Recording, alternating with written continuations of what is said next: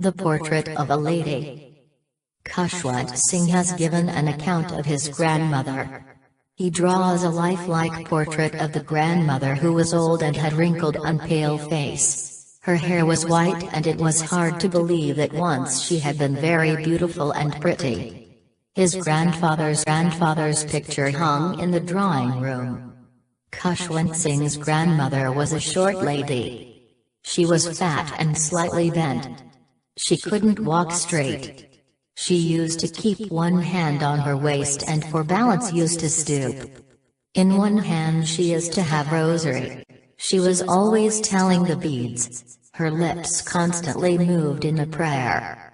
Generally her used to wear white sari and her silver locks scattered over her pale face.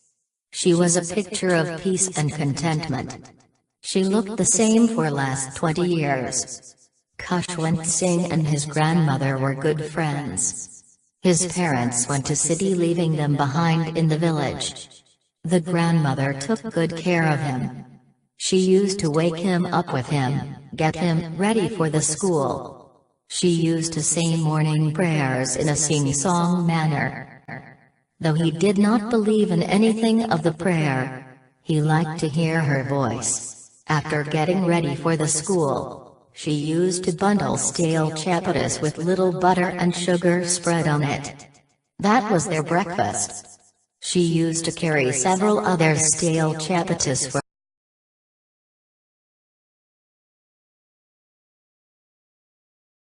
The Portrait of a Lady.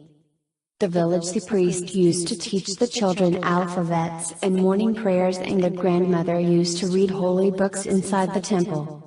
While coming back they used to throw chapatis for the dogs.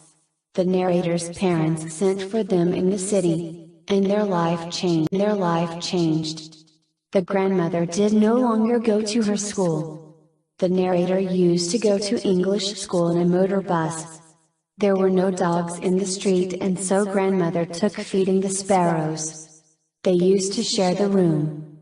When asked what he learned in school, he used to share his knowledge. The grandmother did not believe in the foreign education, as there was more teaching about God and scriptures at school. The narrator one day told her that they were given the music lessons. Here she felt much disturbed and thought that music is quite indecent for her. It was only good for the prostitutes and beggars. When the narrator went to university, he was given a room of his own in his own house. The common link of friendship was broken. The grandmother accepted her loneliness quietly.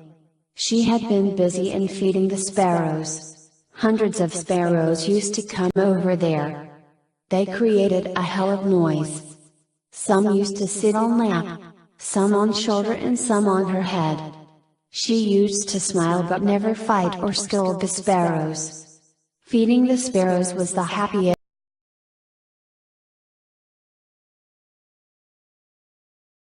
The Portrait of a Lady. The narrator decided to go abroad for higher studies for 5 years. The narrator was worried, but the grandmother was not upset. She showed no emotions. She came to the railway station to see him off. That time also her lips were saying prayers, her fingers were telling the beads of rosary. She kissed the forehead of the narrator. The narrator thought that kiss was the last physical contact between them. When the narrator returned home after 5 years, his grandmother met him at the station. She did not look even a day older.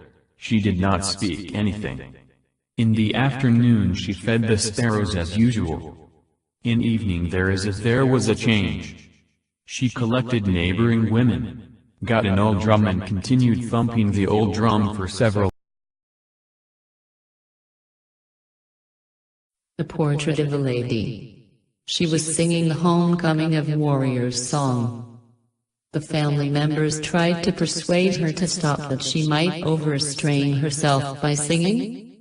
It was for the first time that she had forgotten to pray. The next morning she felt a mild fever.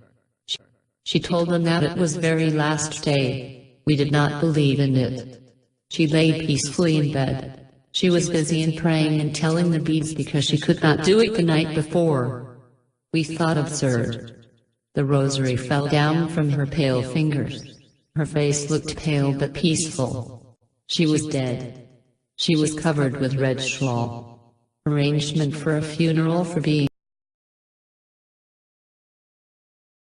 The portrait of a lady. The sun was setting. They brought the wooden stretcher. All of them stopped as the sparrows sat near her body. They did not chirrup. They did not make any sound. Everyone felt sad for the birds. Then his mother brought some bread. She broke it into little crumbs. She threw some breadcrumbs, but the birds did not take any notice. They simply came for mourning. When the dead body was carried out, the sparrows flew very quietly. The crumbs of bread still remained lying in there. Evidently the sparrows had come to mourn the death of the grandmother, not to eat the